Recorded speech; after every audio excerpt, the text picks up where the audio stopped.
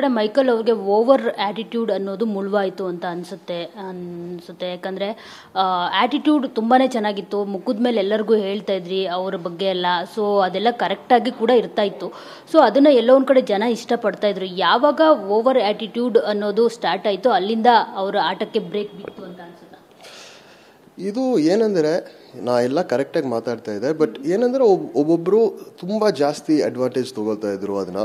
So ಒಂದು ಸ್ಟೇಜಲ್ಲಿ ಒಬ್ಬರು ತುಂಬ ರೂಡಾಗಿ ನಿಮ್ಮ ಆ ಥರ ಮಾತಾಡ್ರೆ ನಿಮಗೇನೋ ಕೋಪ ಬರುತ್ತೆ. ಅದು ಬಂದಾಗ ನಾ ಹೇಳಿದ್ದೀನಿ ಕೂಡ, ಬಟ್ ನಾ ಏನೋ ಸುಳ್ಳು ಏನೂ ಹೇಳಿಲ್ಲ, ಬ್ಯಾಡ್ದಿರೋದನ್ನ ಏನೂ ಹೇಳಿಲ್ಲ. ಏನಿತ್ತೋ ನಾ ಅದೇ ಹೇಳಿದೆ. ಸ್ವಲ್ಪ ಹಾರ್ಷಂಗೆ ಹೇಳಿರ್ಬೋದು, ಬಟ್ ತಪ್ಪೇನೂ ಹೇಳಿಲ್ಲ ನಾನು. ಸೊ ಅದರಲ್ಲಿ ನನ್ನ ಗೇಮ್ಗೆ ಏನೂ ಎಫೆಕ್ಟ್ ಆಗಿಲ್ಲ ಅಂತ ನನಗನ್ಸುತ್ತೆ.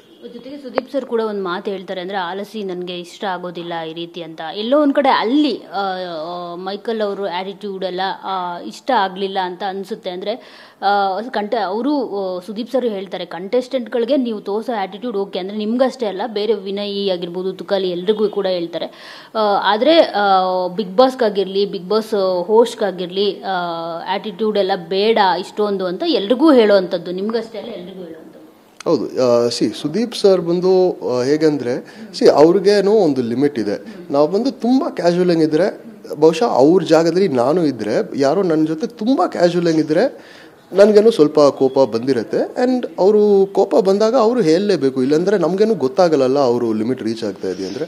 ಅವರು ಒಂದು ಮಾತು ಹೇಳಿದರು, ಅವರು ಹೇಳಿದರೆ ನಮಗೆ ಗೊತ್ತಾಗುತ್ತೆ. ಅವರು ನಮಗೆ ಗೊತ್ತಾಗಿದ ತಕ್ಷಣ ನಾವು ಅದನ್ನು ತಿದ್ಕೊಂಡಿದ್ದೀವಿ. ನಾ ತಿದ್ಕೊಂಡಿದ್ದೀನಿ ಕೂಡ. ಆ್ಯಂಡ್ ಯಾಕೆಂದರೆ ಲಾಸ್ಟಲ್ಲಿ ಹೊರಗಡೆ ಬರುವಾಗ ಸುದೀಪ್ ಸರ್ ಜೊತೆ ಒಂದು ತುಂಬ ಒಳ್ಳೆ ಇಂಟ್ರಾಕ್ಷನ್ ಆಯಿತು.